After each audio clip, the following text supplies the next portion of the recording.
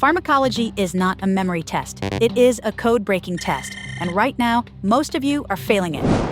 You look at a word like amlodipine, and you see a random string of letters, but that's because you are looking at the prefix. The people who name these drugs, they left you a map. It's hidden in the last 4 letters. That suffix, pine, it's not just a sound. It is a specific set of GPS coordinates that tells you exactly where that drug is going to go in the body.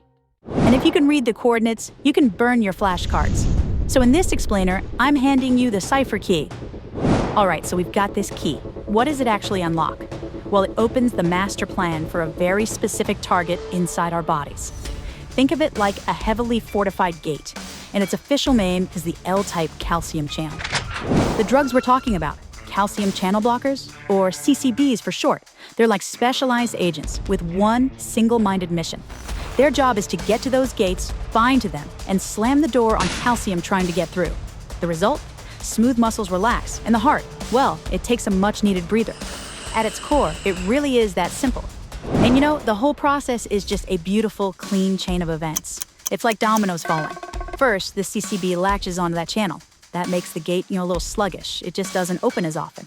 And less opening means less calcium can sneak through. So what happens when you cut that calcium flow? Boom. You break the critical link between an electrical spark and the actual muscle squeeze. The whole system just chills out.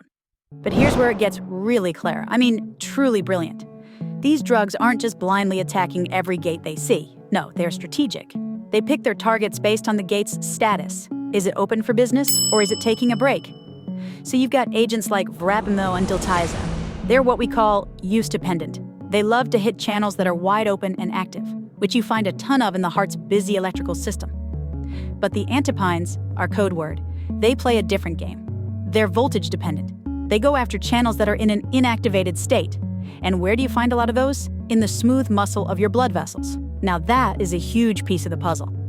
So this difference in strategy, this choice of target, it naturally splits our agents into 2 completely different classes. And to really get a handle on this, let's use an analogy. Let's picture them as 2 types of security guards. You've got the guards patrolling the outer walls, and then you have the elite guards protecting the castle itself.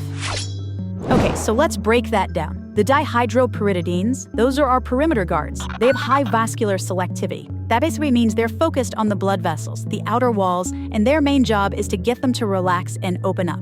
Then you have the other guys, the non-dihydropyridines. These are our castle guards. They've got high cardiac selectivity. Their turf is the heart itself, the castle keep, and their job is to directly slow things down right there at the source. Now, even within that castle guard team, there are specialists.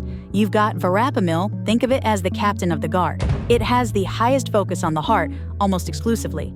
And then there's Diltiazem. Diltiazem is more of a jack of all trades. It splits its time, affecting both the heart and the blood vessels pretty much equally. All right, so we get the players and we know where they work. But what's the point of all this?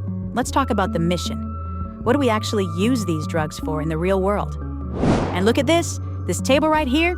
This is it. This is the cipher key I promised you. It lays out the whole code perfectly.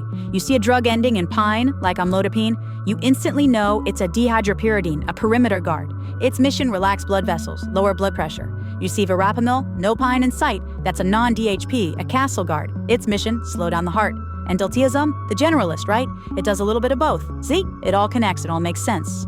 So when are these agents actually deployed? Well, they have 4 primary missions. Mission 1, taking on hypertension or high blood pressure. Mission 2, relieving angina, that's chest pain. Mission 3, correcting certain types of fast heart rhythms or arrhythmias. And Mission 4, a really specific one, helping prevent brain damage after a nasty type of bleed called a subarachnoid hemorrhage. To really see this code in action, let's zoom in on their mission for angina. So what is angina, really? At its core, it's just a simple supply and demand problem. Think of it like a budget. On one side, you've got your expenses, the heart's oxygen demand.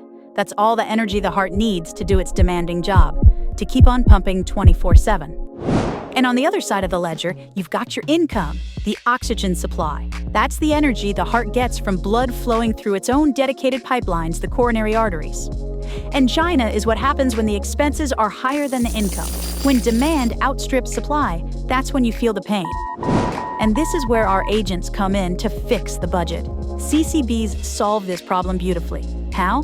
Well, the pistronpines are perimeter guards. They lower the expenses by making it easier for the heart to pump. They relax those blood vessels so the heart doesn't have to work nearly as hard. The castle guards, the non-DHPs, they also lower expenses, but by telling the heart to just slow down, take it easy. Either way, they bring the whole system back into balance. But, with any powerful tool, there's always a flip side. It's a classic double-edged sword.